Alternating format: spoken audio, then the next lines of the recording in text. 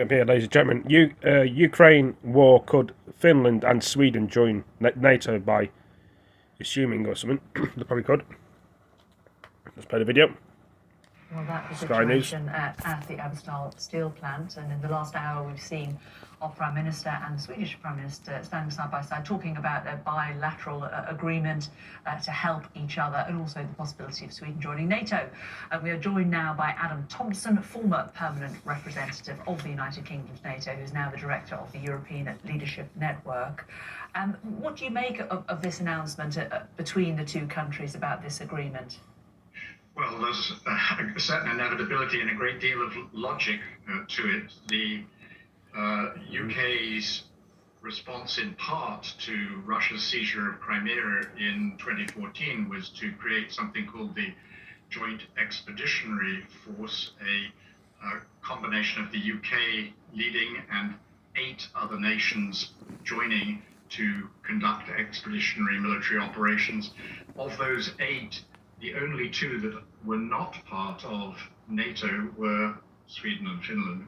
So what the Prime Minister is doing today is building on a multi-year collaboration with the Swedes and later with the Finns, and reflecting the very close defence relationship that the United Kingdom has with both Sweden and Finland, against the backdrop, of course, of Russia's invasion of Ukraine and the consideration by both Helsinki and Stockholm of possible membership of NATO. And the key thing there is the question of see across there, that should say Prime Minister Boris Johnson says he will peace on contact would endure, but Putin campaign has ended to that. I don't know what says bloody or blood or something. I imagine that I can't really understand the bottom there. In both capitals than just signing security declarations.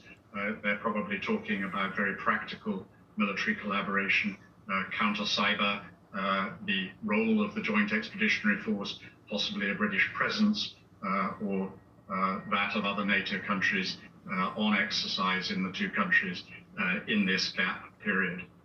And do you think that Sweden and Finland's application to join NATO, if indeed they do put it in, would be favourably received and it would go through quickly?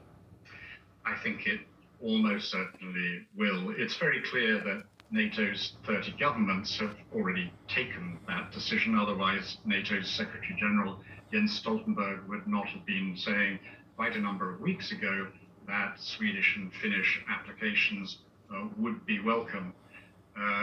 The only area of doubt is whether those countries that have to have a parliamentary ratification procedure for allowing Sweden and Finland to join the North Atlantic Treaty will encounter difficulty. But with the US Senate clearly very solidly behind the case for Swedish and Finnish membership, I think that most NATO countries will line up and ratify, and pretty quickly. I mean, we could see Sweden and Finland in NATO as soon as this autumn. If that happens, how much of an impact do you think this will have on President Putin? What do you think he will regard the success or otherwise of Ukraine and the invasion of it, if this is one of the impacts? Well, I think part of the purpose behind NATO's support for Swedish and Finnish membership, and certainly London's support for it, is precisely to demonstrate strategic failure for President Putin over his invasion in Ukraine. The ostensible reason was to stop Ukraine sliding into the Western orbit, and specifically hosting NATO military capability. And what's happened, he's got NATO military capability almost doubling on his existing borders, and he's going to be seeing, if Finland joins, another 830 miles of border with NATO. That is clearly strategic failure, but it's not the only objective here. There are important things to be done in terms of both reassuring and defending partners that are military partners for the UK, and for many NATO allies, also EU others as well. Whether this is going to stabilize things on the European continent is another question. Russia's military capability against Finland or Sweden is dramatically reduced at the moment because of its aggression against Ukraine, but in the long term it will be another source of friction. Okay, Well, guys and girls, ladies and gentlemen, European Leadership Network, thank you very much. what do you think about that then? The joining forces or making a bigger NATO in Finland and Sweden? Anyway, I better go. Thank you for joining this video. See you next one, peace. Take it easy. I was going to burp then, but I thought better not. I tell you what, you get loads of wind off if you eat so much spicy foods. I've been here. I've been eating a watercress sandwich.